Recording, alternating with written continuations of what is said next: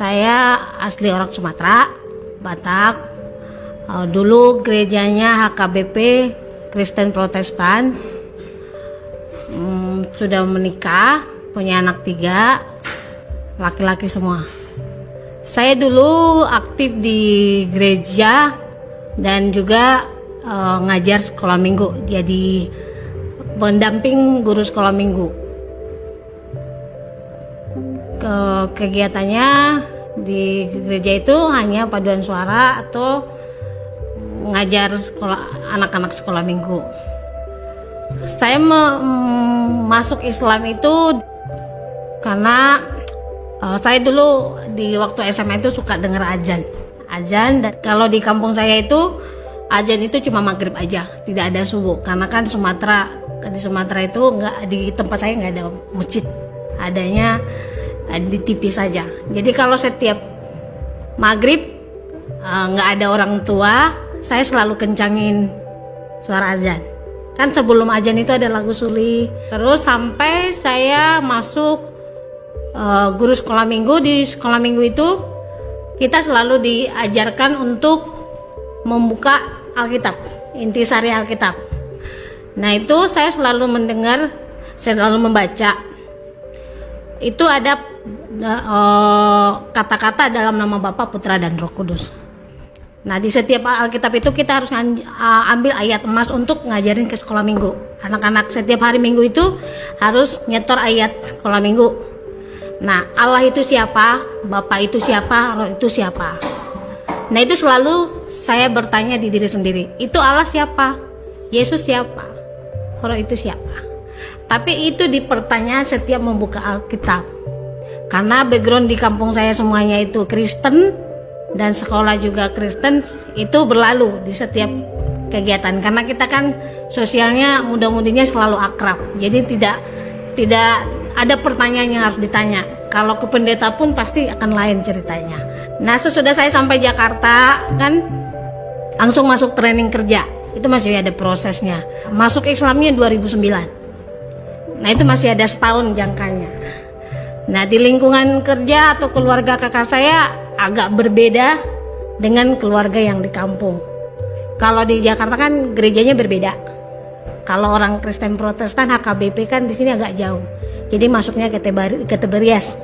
Islam ini sudah agak ada di hati sebenarnya. Cuma karena ada teman yang dekat berargumen dan bertanya, kamu di gereja itu Alkitabnya ada berapa? Injilnya ada berapa? Saya jawab, itu adanya Perjanjian Baru dan Perjanjian Lama. Dan berikutnya dia nanya, nabimu ada berapa? Yang saya jawab, nabi saya itu murid Tuhan Yesus. Itu 12 orang. Isa itu nabi enggak? Katanya, bukan, itu murid Yesus, bukan nabi. Di Gramedia kan ada toko buku yang Islam. Saya duduk-duduk baca Al-Quran, baca doa, syahadat sampai hafal semuanya itu. Dan lama-lama makin tertarik, pergilah ke masjid ini, Masjid An-Nasr.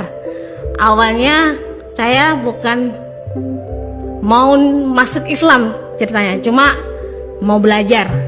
Gimana sih Islam itu? Bagaimana? Saya tanya sama cleaning service-nya, Mas, di sini boleh nggak belajar Islam? Tanya aja Mbak ke kantor, katanya gitu. Tanya, kenapa Mbak mau masuk Islam ya? Nggak, mau belajar. Kalau mau belajar Islam itu harus syahadat dulu. Karena memang di Muslim kan harus disahadat dulu. Karena kan nggak boleh sembarangan untuk memegang Al-Quran atau apapun gitu kan. Jadi saya disahadatin di Wisma Mu'alaf sektor 9. Nah di situ syahadatin, saya syahadat, tapi keluarga saya nggak tahu saya masuk Islam. Kakak saya marah-marah, kamu masuk Islam ya? Iya, saya masuk Islam. Jangka saya masuk Islam itu cuma 3 hari ketahuan keluarga. Nah itu dari lantai 2, saya dijambak kakak saya ke bawah. Ini kamu masuk Islam, saya dipukul, ya udah berdebat lah. Abang ipar saya sembunyiin ijazah, saya ambil pisau. Kalau kamu nggak kasih itu ijazah saya akan bunuh diri. Nah kakak saya nelpon, Ma ini si Dora udah masuk Islam katanya. Ya udah, dia minta ijazah katanya gitu. Ya udah kasih lah, karena orang tua saya guru, jadi dia mengerti masalah ijazah untuk cari kerja. Pernah sekali berdebat sama orang tua, sama ibu, Dor, di agamamu ada nggak pengakuan dosa? Emang kenapa? Nggak ada, tapi pengampunan dosa ada. Setiap sholat ada untuk taubat, aku bilang gitu. Berarti nggak hebat gereja agama kalian, hebatan Kristen, karena pengakuan dosa ada. Bilang itu, kaulah gembala yang hilang itu dulu, katanya. Ya udah ya mas, saya matiin HP, udah tutup lagi. Jadi pemikiran saya supaya saya memegang agama Islam ini, kalau anak perempuan orang Sumatera itu harus nikah. Ya udah, ya mungkin ketemulah sama Mas Sultan di Wisma. Jadi lama-lama saya punya anak yang pertama, posisi lagi mengandung. Jadi kalau orang Sumatera kalau mau ngomong sama orang tua itu harus ngomong ke paman dulu, karena kan lebih diseganin paman. Saya telepon tulang saya, tolong ngomong sama mama kalau saya sudah nikah dan mau melahirkan. Sampai kapan kalau saya nggak dikasih tahu? Kasihan, nggak dianggap. Ya udah, mama saya telepon saya. Telepon, Dor, kabarmu gimana? Katanya. Sehat? Gimana kandungannya? Sehat? Orang mana suamimu? Katanya gitu. Orang Jawa Timur. Katanya kamu mau ngajak ke kampung. Oh enggak. Udah itu ditanya, boleh saya ngomong? Dia bilang, boleh. Dia mantan Kristen ya? Iya. Aku bilang, mudah-mudahan nanti masuk Kristen lagi ya. Tapi di hati saya ngomong gini, gimana mau mungkin dia masuk Kristen sementara dia mantan pendeta, mantan misionaris. Dia lebih hafal Alkitab daripada orang-orang itu. Pesan mama saya cuma satu dari 8 bersaudara. Dia bilang gini, Dora mau milih agama Islam, biarkanlah. Dia mau sholat, mau nunggang kayak terserah dia. Itu sudah jalannya. 8 kalian dari perut saya kandung, rasanya sakitnya sama lahiran. Saya tidak pingin kalian pisah. Kalian harus satu sama lain menutupi kekurangan masing-masing. Maupun Dora Islam, katanya gitu. Biarkan.